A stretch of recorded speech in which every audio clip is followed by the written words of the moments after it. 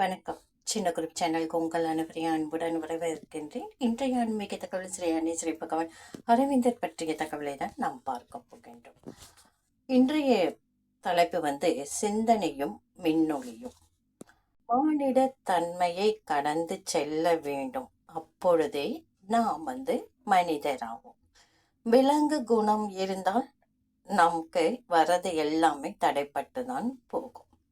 பகுத்தறிவை ஒழுங்கான அந்தர்ஞானமாக மாறும்படி செய். உனது யாவும் ஒளிமயமாகட்டும், இதுவே உன் குறிக்கோள். முயற்சியை சீரான அனைத்தையும் ஆளும் ஆத்ம பலத்தின் ஒரு பெருக்காக உருமாற்று. உனது எல்லாம் உணர்வில் உள்ள சக்தி மயமாகட்டும், இதுவே உன் குறிக்கோள். பிரிந்து நிற்கும் தனி ஜீவனை விஸ்வ ஜீவனாக உருமாற்ற. உனது யாவும் தெய்வீக பொருந்தியதாக இருக்கட்டும். பசுமை பசுமை மெய்ப்பவனாகட்டும். உனது யாவும் கண்ணன் மயனாகட்டும், இதுவே உன் குறி. நான் இப்பொழுது செய்ய முடியாமல் இருப்பது எதுவோ அதுவே நாம் இனி செய்ய போவதற்கு அறிகுறியாகும். அசாத்தியம் என்னும் உணர்ச்சியை எல்லாம் சாத்தியங்களுக்கும் ஆரம்பமாகும். இந்த அனித்தியமான பிரபஞ்சம் ஒரு புதிராகவும் அசாத்தியமாகவும் இருப்பதால் தான் நித்தியம் தன்னிடமிருந்தே இதை படைத்தான்.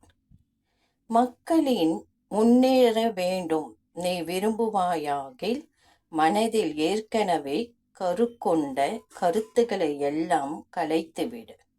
இவ்வண்ணம் கிளப்பி விடப்பட்ட சிந்தனையாவது விழிப்புற்று சிருஷ்டிக்கும் ஆற்றலை பெறுகின்றது. இல்லையேல் அதை இயந்திரம் போன்று திரும்ப திரும்ப ஒரே மாதிரியாக சுழன்று அதுவே தன் சரியான வேலையை தவறாக கொள்கின்றது.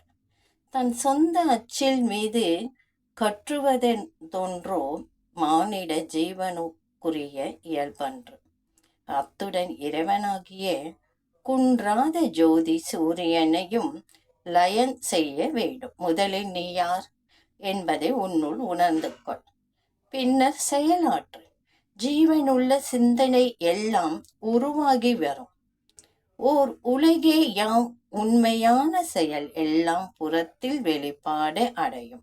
ஒரு சிந்தனையே தன்னுணர்வு கொண்ட இறைவனுடன் ஓர் எண்ணம் விளையாட ஆரம்பித்தால் காரணமாவது உலகு தோன்றிற்று. சிந்தனையாவது இருக்கைக்கே அவசியமன்று.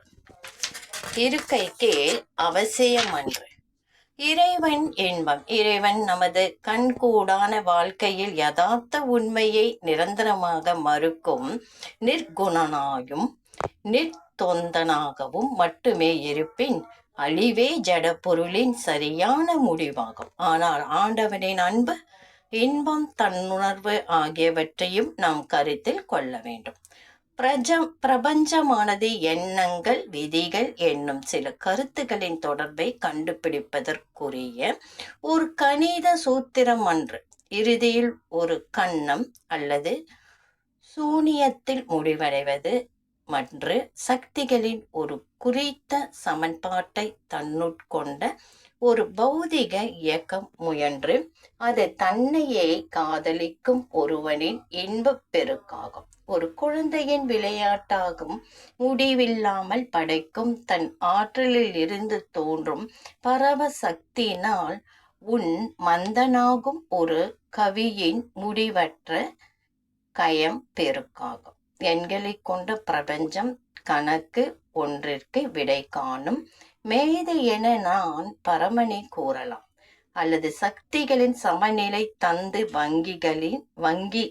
வங்கிகளின் உறவுகளை பற்றிய பிரச்சனையை சோதித்து முடிவு கட்டும் ஒரு சிந்தனையாளனாகவும் அவனை சொல்லலாம். ஆனால் அவனை ஒரு காதலனாகவும் பிரபஞ்சமெங்கும் வியாபித்தும் தனித்து உள்ள இசைவுகளை பொருத்தங்களை இசைக்குமோர் இசை வல்லவளாகவும் குழந்தையாகவும் கவியாகவும் கூட கூற வேண்டும்.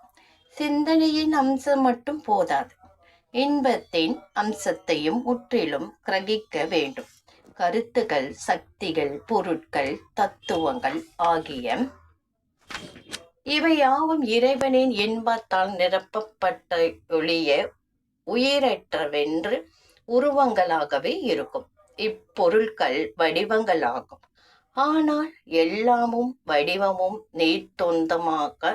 நீர் சொந்தமான கருத்துக்கள் இறைவன் உண்மைகளின் தூய்மையான பாவத்தை நமக்களிக்கின்ற வடிவங்கள். அவற்றின் உயிர் ததும்பும் உண்மையை நமக்களிக்கின்றன. கருத்து சக்தியை தழுவி உலகங்களை ஈன்றது எனில் இறைவனின் இன்பமே அந்த கருத்தை உண்டு பண்ணியது. அகண்டம் அனப்பரியதோர் இன்பத்தை கருக்கொண்ட தன் பயனாக உலகங்களுக்கு பிரபஞ்சங்களும் தோன்றலாக்கின. இறைவன் உணர்வும் இறைவன் இன்பமும் முதல் தாய் தந்தையால் வேலும் அவையே இறுதியான பாநிலைகள் இடையில் ஏற்பட்ட உணர்வின் மயக்கம் அல்லது உறக்கமே உணர்வற்ற நிலை என்பது துன்பமும் தன்னழிவும் யாவை தன்னை வேறு இடத்திலோ வேறு விதமாகவோ காணும் பொருட்டு தன்னிடம் இருந்தே நம்பியோடும் இறை இன்பமே அவை. இறை இன்பம் கால வரையற்கு உட்பட்டதன்று. அது ஆதி அந்தமற்றது. இறைவன் பொருட்களின் உருவிலிருந்து வெளி வருவதாகும். மற்றுமோர் உருவத்தில் புகுதற்கே ஆகும். இறைவன் தான் யார் நித்தியமான உள்ளதொரு சோலையில் நித்தியமானதொரு விளையாட்டை விளையாடும் ஒரு நித்திய பாலனை அவன். இந்த பதிவை நீங்க திருப்பி கேளுங்க. கண்டிப்பா உங்களுக்கு நான் சொன்னதின் அர்த்தம் உங்களுக்கு புரியும். அருமையான வார்த்தைகள், அருமையான விளக்கங்கள். அன்பர்கள் அனைவருடைய பிரார்த்தனைகள் அனைத்தையும் ஸ்ரீ அன்னை ஸ்ரீ பகவான் அரவிந்த திருப்பாதங்களை சமர்ப்பணம் பண்றேன். கமெண்ட் பண்றேன். அத்தனையுடைய பிரார்த்தனைகளும் ஸ்ரீ அன்னை ஸ்ரீ பகவான் அரவிந்த திருப்பாதங்களை சமர்ப்பணம் செஞ்சுட்டு தான் வரேன். நீங்களும் பிரார்த்தனை செய்யுங்க. எல்லாமே நல்லதே நடக்கும் அனைவருக்குமே. நன்றி. இந்த வீடியோ பிடிச்சா லைக் பண்ணுங்க, ஷேர் பண்ணுங்க, சப்ஸ்கிரைப் பண்ணுங்க, கமெண்ட் பண்ணுங்க.